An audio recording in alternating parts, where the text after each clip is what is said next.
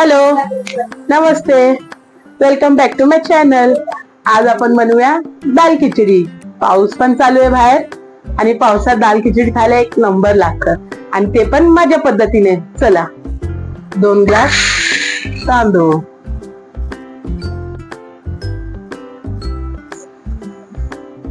Cup तूर डाळ, मूग डाळ. त्याला मिक्स करून घेऊया आणि एकदम स्वच्छ पाण्याने धुवून ह्याला भिजवत ठेवूया 10 मिनिटं.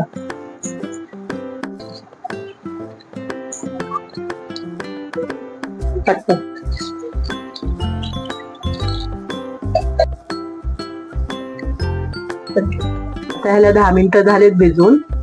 चला आता बनवायला स्टार्ट करूया. गॅस लावून घेऊया. एक कढई, कुकर ठेवूया आता त्याच्यावरती.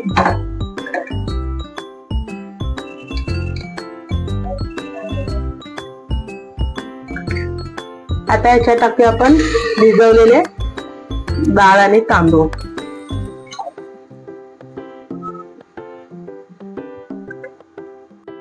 आता वाटून घेतलेले अद्रक लसूण पेस्ट,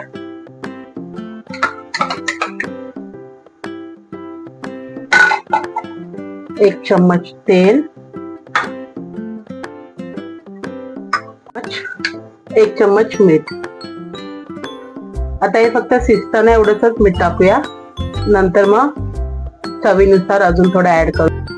आता जेवढं आपण डाळ आणि तांदूळ घेतलेलं तेवढंच आपण पाणी टाकून ह्याला शिटी मारून घेऊया 2 ते 3. क्वांटिटी एवढीच असायला पाहिजे पाण्याचं, कारण की दाल खिचडी थोडं पातळ पातळ सैलच चांगली वाटते. हे बघा, ठीक आहे. आता ह्याला लावूया ढाकण. 3 ते 4 शिट्ट्या येईपर्यंत ह्याला आपण ठेवूया शिजत. आता जोपर्यंत माझा डाळ आणि भात शिजतोय तोपर्यंत आपण फोडणीची तयारी करूया. लसूणला बारीक कापून घेऊया. चिरलेली लसूण टाकून फोडणी मारलं ना तर अजून मस्त टेस्ट येते. कट कर.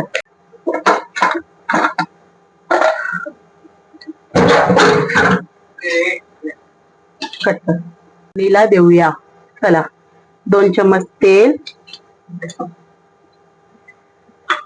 थोडस तेल गरम होऊ देऊया.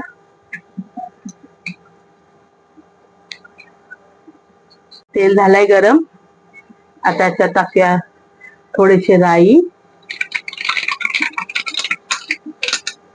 1 चम्मच जीरा, अख्खी लाल मिरची, बारीक चिरलेला लसूण आणि थोडस कढीपत्ता. आता याला मस्तपैकी आपण सेव करून घेऊया. तर मारू ह्याला चॉप.